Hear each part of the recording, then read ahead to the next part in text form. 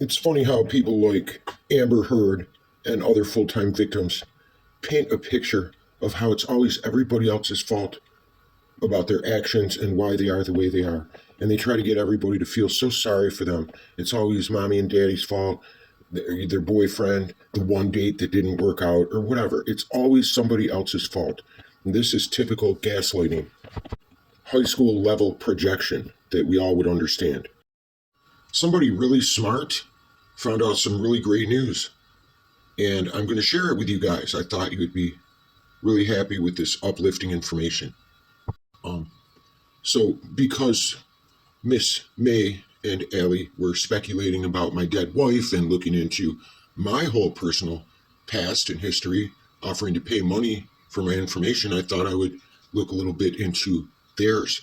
And I remembered she talked about what a horrible family life she had. But the good news is that her mother is quite successful, and so is her dad. See, when you have a license, a certificate to do professional things, there's a record of that that's public.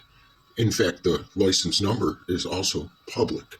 And her mom was a licensed pharmacist and a licensed acupuncturist, along with being a teacher. And it looks like she retired recently. And then her father worked his whole career as a tech guy, doing tech stuff for the same company for many years. He doesn't look like a biker, but that's a whole nother thing.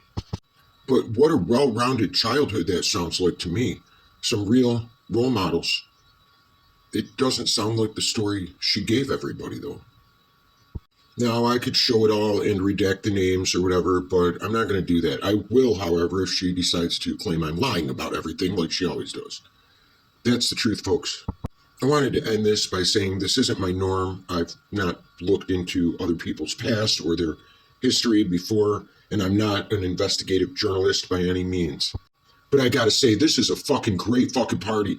Thanks for inviting me, May and Allie. I'm having a great time. I hope you are too.